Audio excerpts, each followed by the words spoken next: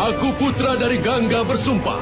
Di tengah perubahan cuaca yang seketika itu, Dewa Brata pun mengucapkan sumpahnya bahwa ia tak akan pernah menjadi Raja Hastinapura dan hanya menjadi pelayan kerajaan, serta membantu keturunan Satyawati untuk mendapatkan tahtanya.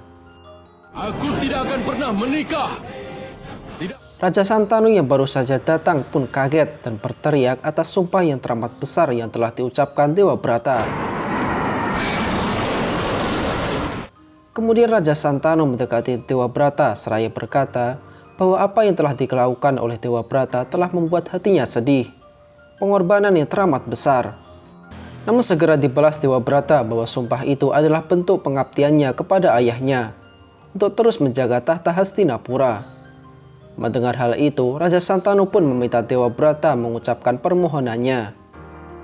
Akhirnya Dewa Brata pun meminta doa dari ayahnya agar selama tahta Hastinapura belum dimiliki oleh orang yang tepat, maka ia tidak boleh mati.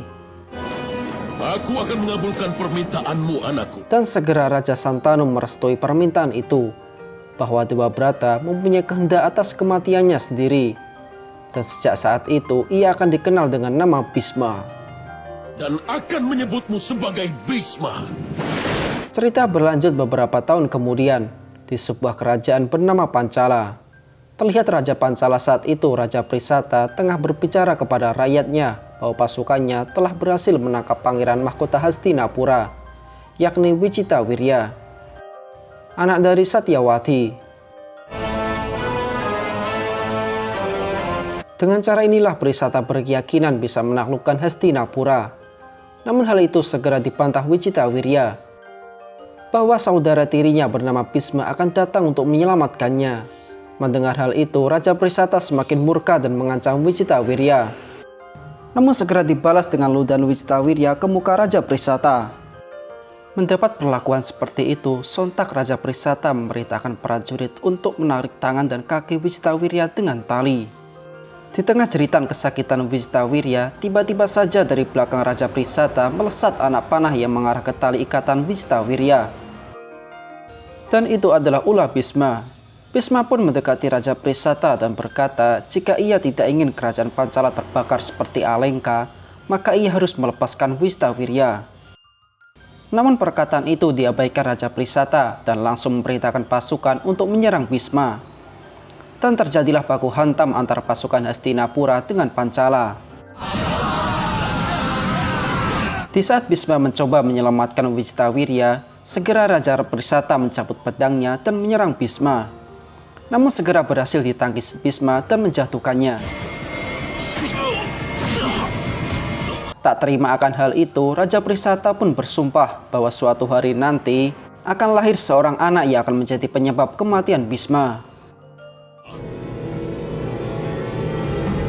Kemudian kita ditunjukkan sosok Dewi Amba yang merupakan putri dari kerajaan Kasih. Dengan kecantikan yang menawan, ia berusaha menemui kekasihnya, namun terhalang oleh medan. Akhirnya ia pun menyuruh pengawalnya untuk membakar ladang, tapi hal itu ditolak oleh pengawalnya dengan alasan melawan hukum. Tanpa basa-basi, Dewi Amba pun turun tangan dengan mengambil paksa obor lalu melemparnya ke ladang. Seketika ladang pun terbakar hebat. Raja Salwa yang merupakan kekasih Dewi Amba sudah menduga bahwa kebakaran ini adalah ulah Amba. Dan benar saja dari kilatan api muncul Dewi Amba. Akhirnya dua kekasih ini pun bisa melepas rindu setelah terkena lockdown. Akan kubuat seluruh dunia terbakar. Kemudian cerita berlanjut di kerajaan Hastinapura.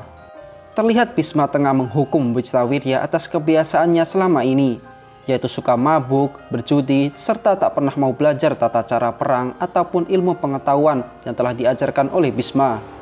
Untuk mengangkat sebuah senjata. Bahkan untuk mengangkat pedang pun ia tak mampu. Hingga saat ia tersungkur di hadapan Satyawati, sontak sebagai seorang ibu Satyawati malah membela Wicitawirya dan menyuruh Bhisma untuk tak berbuat kasar terhadap anaknya. Karena Wicitawirya lah satu-satunya penerus tahta Hastinapura. Namun Bhisma beralasan bahwa itu ia lakukan agar Wicitawirya paham akan tugasnya kelak sebagai Raja Hastinapura. Merasa kecewa, Bhisma pun memutuskan meninggalkan Satyawati dan Wicitawirya itu. Di saat suasana berganti malam, terlihat Bisma tengah mengawasi para penjaga kerajaan. Kemudian dari belakang muncul Satyawati yang mendekati Bisma. Di situ Satyawati meminta maaf dan berharap agar Bisma tidak mengambil hati atas ucapannya tadi. Bisma yang seorang baik hati pun berkata bahwa ia sama sekali tak mempersalahkan hal itu. Tujuannya murni ingin mengajari Wicitawirya agar mengerti akan tugasnya kelak sebagai Raja Hastinapura. Mendengar hal itu, Satyawati pun mempunyai usul agar Wicitawirya segera dinikahkan supaya ia semakin dewasa. Di mana saat itu Satyawati mendengar kabar bahwa di kerajaan Kasih akan diselenggarakan swayamwara. Dan parahnya, Satyawati menyuruh Bisma untuk ikut swayamwara tersebut atas nama Wicitawirya. Pergilah sebagai perwakilan dari Hastinapura. Agar ketika ia menang nanti, maka putri dari kerajaan Kasih akan menjadi istri Wicitawirya. Bisma yang mendengar hal itu pun terkejut dan sempat menolak perintah Satyawati karena bertentangan dengan tradisi. Namun ambisi Satyawati sudah bulat. Ia menyatakan bahwa dirinya lah Ratu Hastinapura, serta menagih sumpah Bisma dulu sebagai pelayan dari Hastinapura. Sontak Bisma pun tak bisa berkutik akan perkataan Satyawati dan hanya bisa terdiam dan termenung. Hari yang dinanti akhirnya tiba, swayamwara kerajaan Kasih. Satu persatu tamu undangan pun hadir, termasuk Raja Salwa yang sudah berambisi memenangkan Dewi Amba.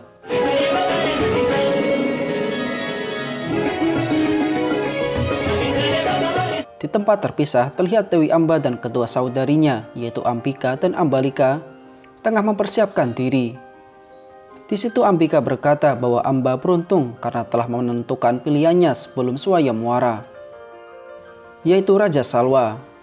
Mendengar hal itu, Ambalika yang terlihat polos pun merasa gugup tentang siapa calon suaminya nanti. Memilih suami yang tepat. Amba yang lebih pro dalam urusan perbucinan pun menenangkan Ambalika dan berkata agar ia terus berpikir positif. Akhirnya ketika putri kerajaan Kasih memasuki aula kerajaan, melihat hal itu tak henti-hentinya Raja Salwa memandangi Dewi Amba kekasihnya itu. Sementara di luar sendiri terlihat Bisma datang dengan rombongan besarnya, hingga mengalihkan perhatian tamu undangan saat ia memasuki aula kerajaan. Tak terkecuali Dewi Amba dan Raja Salwa. Tanpa basa-basi, Bisma pun langsung menghampiri Raja Kasih dan menjelaskan maksud kedatangannya, bahwa ia sebagai utusan Hastinapura atas nama Wicitawirya, bermaksud meminang ke semua putri Raja Kasih. Untuk meminta pernikahan dengan putrimu. Raja Salwa pun kaget mendengar hal itu. Bisma menjelaskan bahwa hanya Hastinapura lah kerajaan besar dan yang pantas meminang putri Raja Kasih. Tak hanya itu, Bisma juga menantang para raja serta pangeran di aula istana jika tidak setuju dengannya bisa maju untuk melawannya. Raja yang tidak setuju itu berhak untuk menantang aku. Mendengar hal itu, Raja Salwa pun tak tinggal diam. Ia menantang Bisma dengan mencabut pedangnya dan kemudian berlari. Melihat hal itu, Bisma lantas mengangkat busurnya. Dirasa waktu sudah pas, seketika Bisma melepaskan tali busurnya dan keluarlah semacam gelombang yang menghantam Raja Salwa hingga terpelanting dan jatuh menghantam lantai. Melihat hal itu, Dewi Amba langsung berlari menghampiri kekasihnya itu. Namun hal itu justru membuat Bisma dan Raja Kasih kaget.